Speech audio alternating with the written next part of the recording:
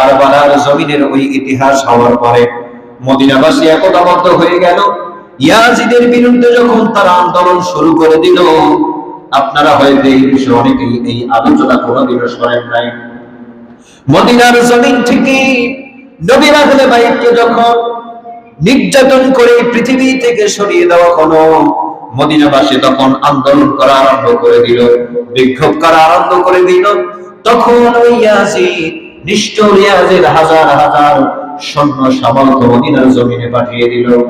মদিনার জমিনে পাঠিয়ে দেওয়ার পরে শুধু ক্ষান্ত হন নাই, 10,000 মদিনার যত সাহাবী আছে 10,000 সাহাবীকে এই নিষ্ঠুর ইয়াজিদ এই দুনিয়া থেকে জনমের মতো বিদায় করে দিয়েছে।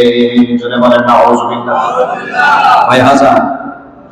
নবীর 10,000 মদিনার সাহাবীকে ইয়াজিদ হত্যা করে ফেলেছে দ্বিতীয় বছরে। শুধুমাত্র এখানেই ক্ষান্ত হন নাই। ইতিহাস আপনারা হয়তো জানেন না, এই ইতিহাস আপনাকে জানতে হবে।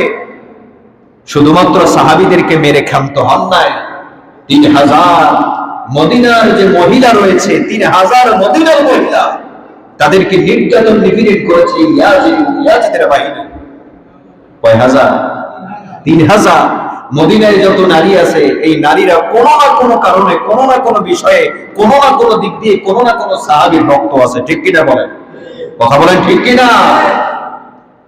আমার বাবারা, মদিনার জমিনে ইয়াজিদের বাহিনী কোন শুধুমাত্র সাহাবীদেরকে মারে নাই।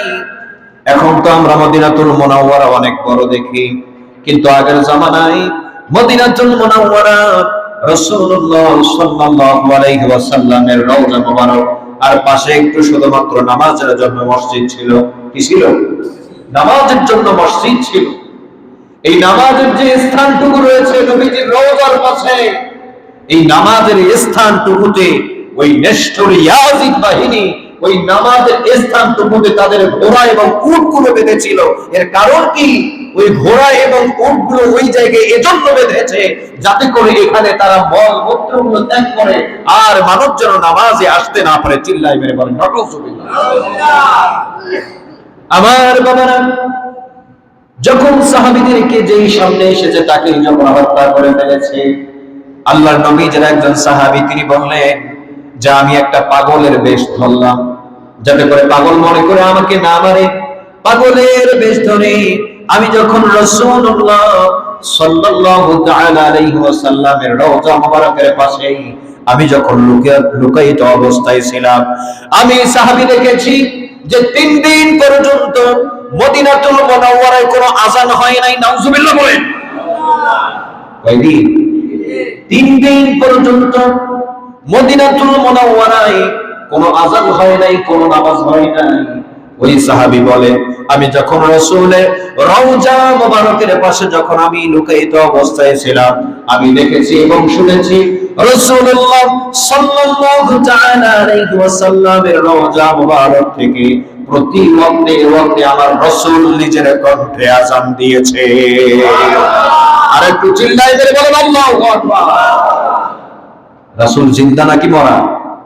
কথা বলতে হবে, জিন্দা নাকি মরা? রাসূল এখনো পর্যন্ত জিন্দা। রাসূলের রওজা মুবারকে কিয়ামত পর্যন্ত আমার আপনার নবী জিন্দা থাকবে। কেননা রাসূল যদি জিন্দা না থাকে, রাসূলকে কে মানুষ স্বপ্নে দেখতে পারতো? কথা বলেন, স্বপ্নে দেখতে পারতো? কেননা আল্লাহ তাআলাই যেখানে নিষেধ করেছেন যে আমি মাটিকে হারাম করে দিয়েছি, যে পৃথিবীর জমিনে আমার যত পয়গম্বর আসবে, মাটিকে আমি হারাম করে দিয়েছি, আমার পয়গম্বরের গোশতগুলো খেতে পারবে না। চিল্লায় বলেন আল্লাহু আকবার। আমার বাবারা, এই নিষ্ঠুর ইয়াজিদ মদিনাতুল মুনাওয়ারায় 3 দিন আযান এবং নামাজ পড়তে দেয় নাই। এমনকি মদিনার 10,000 সাহাবী 3,000 নারীকে তার অত্যাচার অবিচার নিপীড়ন করেছে। তার মধ্যে একটা শ্রেষ্ঠতম ঘটনা হচ্ছে মদিনায় যখন হামলা করার পরে ইয়াজিদের নির্দেশ ক্রমে 3য় বছর যখন মক্কাতুল মুকাররমা আল্লাহ তাআলার ঘর পবিত্র কাবা শরীফের মধ্যে এই নিষ্ঠুর ইয়াজিদ ওখানেই ক্ষান্ত হন নাই, কাবা শরীফের মধ্যে গিলাফের মধ্যে এই নিষ্ঠুর ইয়াজিদ বাহিনী আগুন লাগিয়ে দিয়েছিল। নাউজুবিল্লাহ। আগুন লাগিয়ে ক্ষান্ত হন নাই। ইব্রাহিম আলাইহিস সালাতু ওয়াস সালাম যখন ওনার সন্তানের পরিবর্তে যখন জান্নাতি দুম্বা যখন জবাই করেছিলেন, ওই জান্নাতি দুম্বার যে শিং রয়েছে, এই শিংটা, এটা তো জান্নাতি পশু, জান্নাত থেকে আল্লাহ পাঠিয়ে দিয়েছিলেন। ওই জান্নাতের যে পশুর শিং রয়েছে, এই শিংটা বাঁধা ছিল আপনার বাইতুল্লাহ শরীফের, কাবা শরীফের গিলাফের উপরে এটা লাগিয়ে লটকিয়ে রাখা ছিল, যে ইয়াজিদ বাহিনী যখনই মক্কাতুল মুকাররমার দেওয়ালের মধ্যে যখন আগুন লাগিয়ে দিয়েছিল, তখন এই জান্নাতি যে পশুর শিংটা রয়েছে, ওই শিংটা পর্যন্ত পুড়ে গিয়েছিল। আমার বাবারে, একজন মুসলমান যদি পরিপূর্ণ মুসলমান হয়, এই ব্যক্তি কখনো ইয়াজিদকে ভালোবাসতে পারে? আর একটু জোরে বলতে হবে, ভালোবাসতে পারে? অনেক অনেক মসজিদে ইয়াজিদকে বলে রহমাতুল্লাহি আলাইহি, নাউজুবিল্লাহ বলবেন না? ইয়াজিদকে কি বলে? রহমাতুল্লাহি আলাইহি বলে। সে নবীজির সাহাবী নাকি ছিল, তার বাবা আল্লাহ নবীজির সাহাবী ছিল। একটা কথা মনে রাখবেন যে নূহ আলাইহিস সালাতু ওয়াস সালাম তিনিও নবী ছিলেন। ওনার একজন ছেলের নাম ছিল কেনাআন। সে কাফের ছিল কি ছিল না? কথা বলতে হবে, ছিল কি ছিল না? নবীজির সন্তান যদি, একজন নবীর সন্তান যদি ইহুদি বেদিন মোরতাদ হতে পারে, তাহলে একজন নবীজির সাহাবী সন্তান কি পথভ্রষ্ট হতে পারে কি পারে না? কথা বলতে হবে, পারে কি পারে না? এই ইয়াজিদ, সে এই পৃথিবীর জমিনে 3 বছর 7 মাসে, ওই বছরই কিন্তু তার মৃত্যু হয়েছে।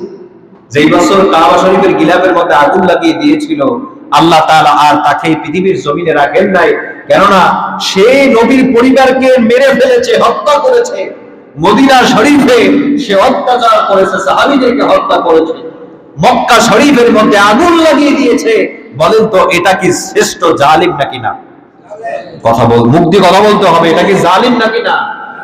জালিম, শ্রেষ্ঠতম জালিম। কারণ আল্লাহ তাআলাই বলল যে ইন্নাহু লা ইউহিব্বুজ জালিমিন, আমি জালিমদেরকে কখনো পছন্দ করতে পারি না।